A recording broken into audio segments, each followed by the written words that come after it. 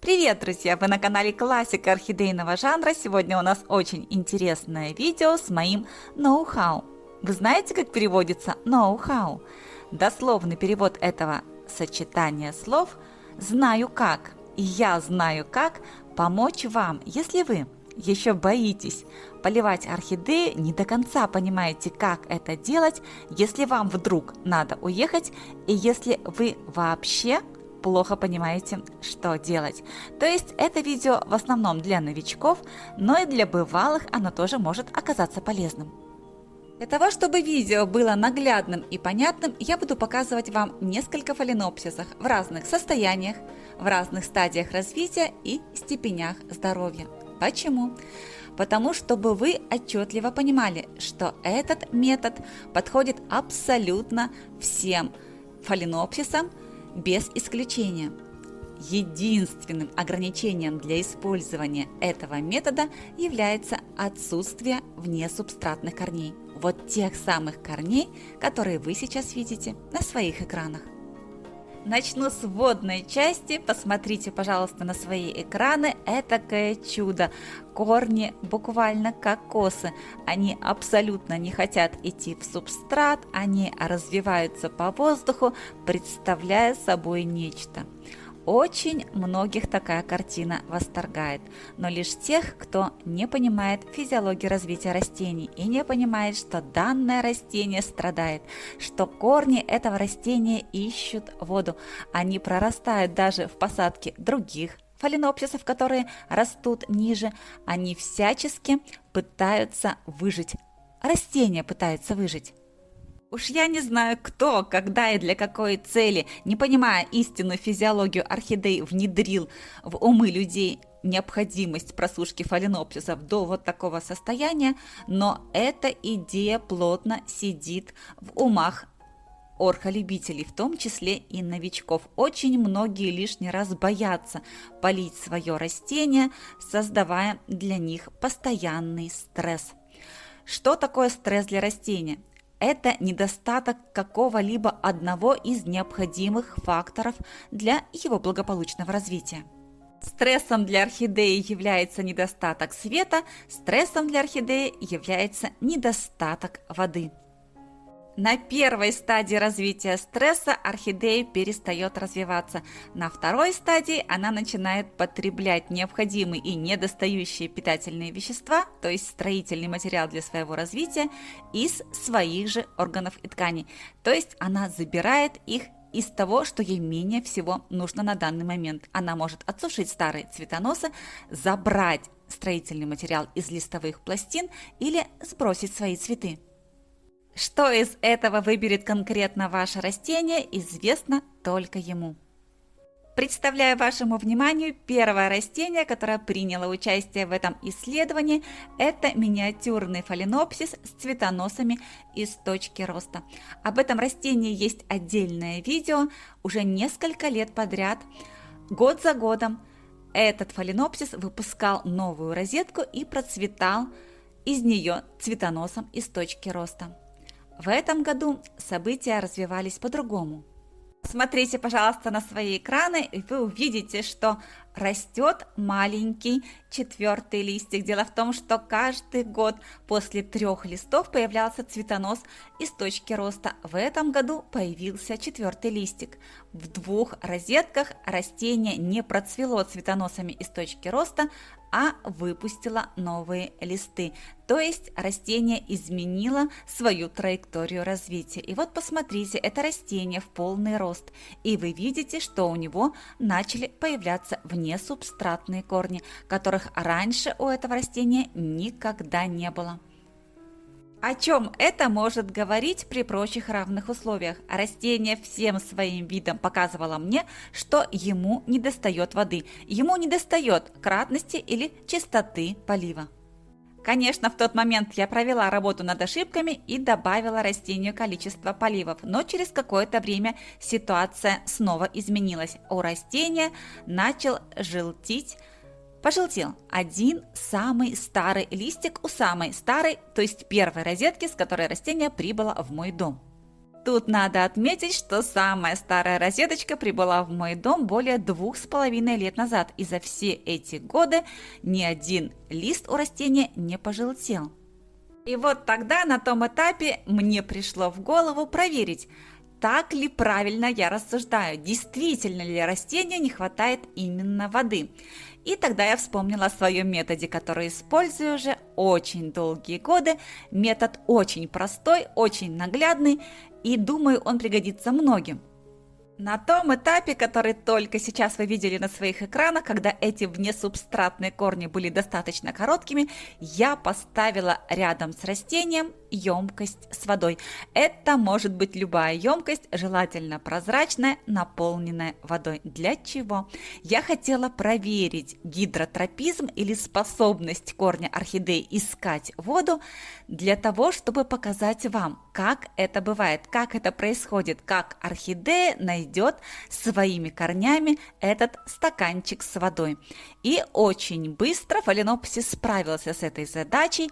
Сначала один корень нашел воду и благополучно в ней обосновался, затем к нему присоединился второй, а после в этом же самом направлении отрастает и третий корень. Орхидея всем своим видом показывает, что хочет пить воду постоянно. Это не мое решение, не я поливаю ее часто. Сама орхидея запустила корни в воду и готова пить ими каждый день. Позволяю ли я ей это делать постоянно? Нет, друзья, я чередую периоды просушки с периодами полного погружения в воду. Я вынимаю корни орхидеи из этого стакана на ночь и погружаю вновь в дневное время. Для чего? Для того, чтобы все же на корнях этого растения формировался правильный виламен. То есть те самые слои виламена, о которых я вам рассказывала раньше в отдельном видео о корнях орхидеи. Чего мне удалось достигнуть? Друзья, любые пожелтения листьев у этого растения прекратились. Вот развиваются такие прекрасные, большие, новые листовые розетки, длина листьев существенно увеличилась. Это вселяет в надежду на правильное развитие, на правильное дальнейшее развитие этого фаленопсиса. Посмотрите, какие длинные и красивые листья. Вот так в дневное время этот малыш стоит корнями в воду, внесубстратными корнями в воду. В дальнейшем, следующие 12 ночных часов, эти корни высыхают. Такие периоды чередуются каждый день. Это позволяет виламену на корнях орхидеи образоваться правильно. Это позволяет ему вызреть правильно. Это позволяет нарастить на корнях много слоев виламена. Как вы уже знаете, этих слоев бывает от 2 до 18. Это же позволяет в дальнейшем благополучно адаптировать внесубстратные корни к субстрату. Идем дальше. На ваших экранах следующий участник эксперимента – Phalaenopsis Red Rose. Это растение одно из самых проблемных в моей коллекции. Об этом сорте тоже есть отдельное видео, в котором я рассказываю, что на любые изменения погоды, на любую смену сезонов это растение реагирует непредсказуемо, но чаще всего одинаково. Оно начинает отсушивать свои листья, на листьях образуются разного рода повреждения, в том числе грибковые, и на шейке растения эти повреждения появляются тоже. Каждый полив для этого растения, особенно в межсезонье, когда иммунитет растений снижается, для него может быть смерти подобно, поэтому часто я его не поливаю. Из этого осеннего периода мы выходим с 4 полноценными листьями. Это уже большое достижение, тем не менее, лишний раз ни погружением, ни проливом я это растение не поливаю. Что делаю я? Я ставлю прозрачный стаканчик из-под мороженого за горшком этого фаленопсиса, наполняю его водой и жду и наблюдаю, что же будет дальше, как отреагирует растение на появление воды подле него. И что я замечаю? Я замечаю, что корень, который рос по контуру горшка, не собираясь никуда сворачивать, сразу устремляется к воде и прорастает в нее. Вы только посмотрите, как отчетливо видна траектория движения корня. Посмотрите, как долго он рос ровно по контуру посадки, и как только почувствовал воду, присутствие воды, тут же резко сворачивает и направляется в этот прозрачный стакан. Кроме того, обратите внимание, навстречу нему растет второй корень. Посмотрите, он уже дорастает практически до того момента, как может свернуть в стакан, и скоро тоже устремится туда же. Это ли не показательно, друзья? При этом способе низ посадки не переувлажняется, верх посадки не переувлажняется, шейка растения вообще никогда не намокает. При этом растение пьет столько, сколько хочет. Тургор у растения великолепный, само растение чувствует себя прекрасно. Итак, друзья, мы еще раз посмотрели второй вариант использования этого метода полива, если хотите, так это назовите, или метода восстановления тургора, тоже можно так сказать, для растения, которое не очень здорово, причем это нездоровье его длится уже несколько лет. А вот, друзья, на ваших экранах и вовсе больное растение. Это Phalaenopsis Sunset Love. Орхидея приехала в мой дом не так давно, в сентябре 2021 года, и сразу после приезда у растения была обнаружена стволовая гниль. Об этом фаленопсисе тоже есть отдельное видео. Это видео посвящено лечению этого растения соком толстянки. Если вы не смотрели это видео, посмотрите обязательно. Видео оказалось необыкновенно популярным, очень много комментариев. В некоторых комментариях вы можете прочитать уже о результатах использования сока на фаленопсисах. Многие зрители сразу после видео пошли к своим проблемным растениям и обработали их соком толстянки. В комментариях встречались очень интересные вопросы, касаемые водных процедур для таких проблемных растений со стволовыми гнилями. Буду ли я душевать такое растение? Буду ли я поливать его сверху? Будет ли, в принципе, вода попадать на шейку такого растения? На что я в комментариях ответила, что нет. Таким растениям водные процедуры противопоказаны, даже несмотря на то, что сейчас, в данный момент, состояние растения просто великолепное. Раны будто бы не было, раневой поверхности или гнилевой поверхности. Вот всего того, что вы видели на своих экранах, сейчас уже нет. Вот так выглядит растение на сегодняшний день. Посмотрите, как прекрасно засохла, подсохла, затянулась, зарубцевалась эта былая рана. Сейчас растение чувствует себя превосходно и выглядит превосходно. Тем не менее, лишний раз я его не поливаю, потому что, во-первых, растение не пересажено, у него есть торф-стакан, и низ посадки очень сильно увлажняется в случаях полива, а верх посадки очень быстро высыхает. Как избежать таких моментов, что сделать и что предпринять, наверное, вы уже догадались. У орхидеи при покупке были вот такие внесубстратные корни. Они прекрасно функционируют. Я это проверяла. Каким образом? Я поместила оба эти корни в стакан с водой и стала наблюдать. В результате нахождения в воде тургор растения изменился просто небывалым образом. Листья настолько набрали влаги, воды, что стали просто железобетонными. Тем не менее, я продолжала свое исследование и продолжала чередовать нахождение корней этого фаленопсиса в воде и без воды, то есть дневное время я помещала корни в воду, а в ночное их оттуда вынимала. Какие результаты я ожидала увидеть, что хотела получить от данного растения? Во-первых, я, конечно же, хотела посмотреть, насколько ему в прежние времена недоставало воды. То есть по изменению тургора я хотела сделать выводы, правильные выводы. Ну и во-вторых, я хотела, конечно же, узнать, на что способно растение, когда всего ему достает, когда у него есть необходимое количество света и необходимое количество воды. И вот что я увидела. На цветоносах этого растения, несмотря на былую болезнь, начали пробуждаться ждущие или спящие меристемные почки. И на одном цветоносе я пронаблюдала такое замечательное явление, и на втором. Сейчас мы это с вами посмотрим. Вот я навожу резкость на листья, чтобы убедиться, что это именно этот фаленопсис. И вот мы сейчас будем с вами смотреть. Вот это вторая пробужденная почка на втором цветоносе фаленопсиса Sunset Love. С учетом того, что растение в моем уходе всего чуть больше месяца, это очень интересный результат.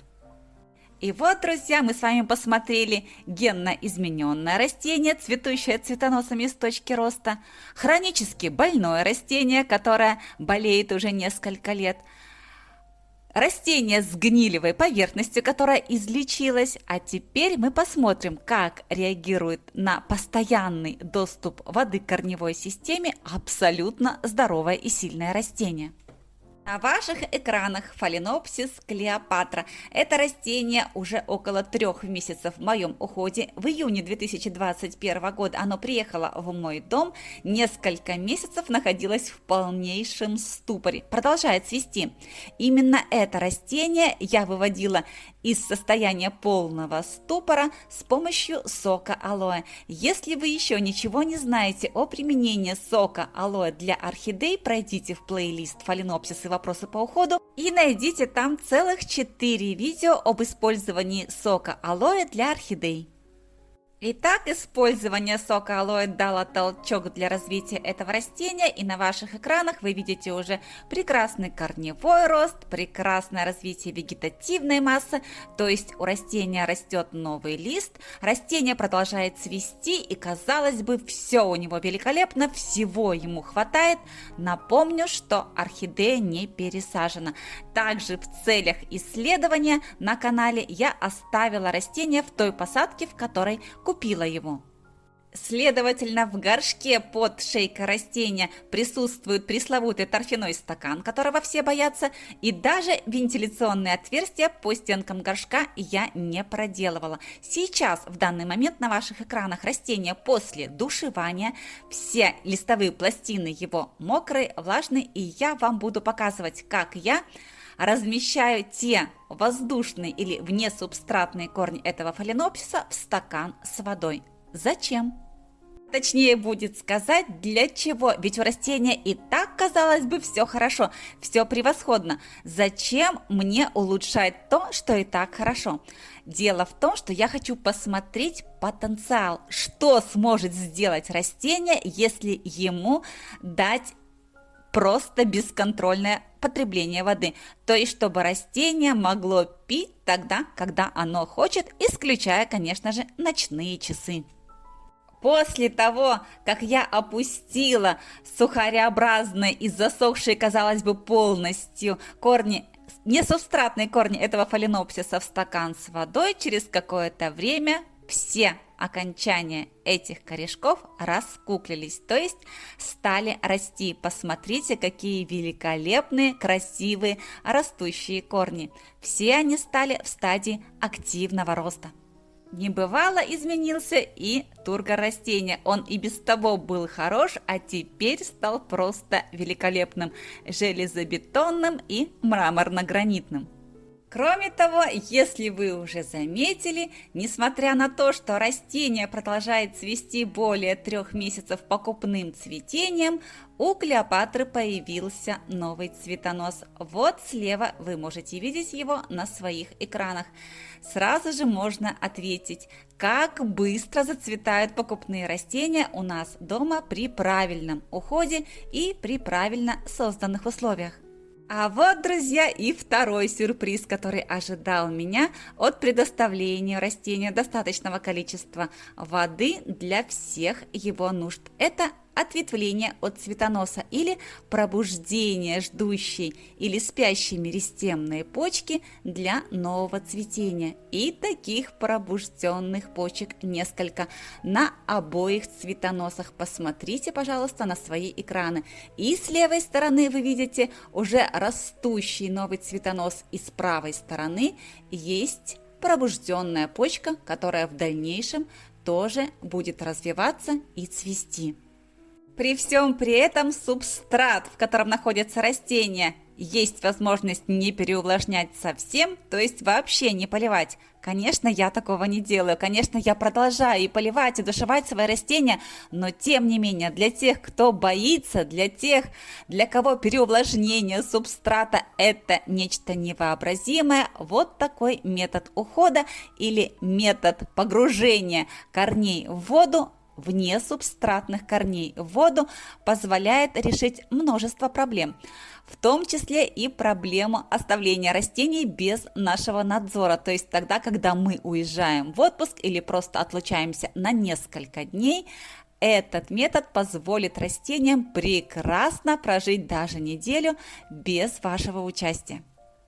Пока растение выпьет своими несколькими корнями 300 мл чистой и вкусной воды, вы успеете и назагораться, и накупаться, и вернуться. Надеюсь, вода еще и останется.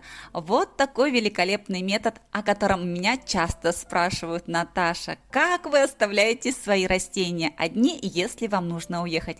Друзья, во всех моих посадках есть фитили на такой случай, но если вдруг у меня есть вот такая посадка, точнее растение, которое еще не пересажено, наверняка у такого растения найдутся воздушные корни или внесубстратные корни, которые можно использовать как фитили, как естественные фитили для нужд растения. Друзья, как вам понравилось мое ноу-хау? Надеюсь, оно вам пригодится. Конечно, я не говорю, это для тех, у кого в коллекциях по 500 орхидей. Конечно, каждый не приставишь свой стаканчик, хотя, наверное, это возможно. Я говорю все это для тех, у кого буквально несколько орхидей, и начинающие любители этих прекрасных растений очень за них переживают. За каждую из них, если у вас всего 2, 3, а то и 5 и 15 орхидей, для них вполне возможно устроить вот такое фитильное обеспечение водой естественными фитилями, внесубстратными корнями. Друзья, для тех, кто не посещает вкладку сообщества на этом канале, я расскажу в видео одну великолепную новость. Она меня вчера просто необыкновенно порадовала. Популярный видеохостинг YouTube прекратит показывать количество дизлайков под опубликованными видео. При этом сама кнопка «Не нравится» сохранится, но статистику смогут видеть только авторы контента. Об этом пишет News.ru со ссылкой на информацию, опубликованную на сайте компании. Данное обновление начали внедрять с 10 ноября. Соответствующее решение было принято по результатам проведенного компанией эксперимента. В компании надеются, что нововведение позволит защитить создателей видеороликов от нападок и снизит риск атак, когда зрители целенаправленно увеличивают число отрицательных отзывов. Мы хотим создать инклюзивную и уважительную среду, где у создателей есть возможность добиться успеха и выражать себя, не испытывая угрозы, заявили представители YouTube. Друзья, спасибо, YouTube, я очень рада этой новости, потому что дизлайки, особенно под красивейшими видами с цветением орхидей, просто невероятно расстраивали. И вот на этой радостной YouTube новости я буду завершать свой сегодняшний рассказ. И хочу попросить вас, как всегда, если вам понравилось это видео, если вы захотите вернуться на канал вновь, поставьте, пожалуйста, пальчик вверх под видео, подпишитесь на канал, если раньше вы этого не сделали, жмите на колокольчик, чтобы первыми получать уведомления о выходе новых видео. И оставайтесь со мной, ведь впереди у нас много интересного.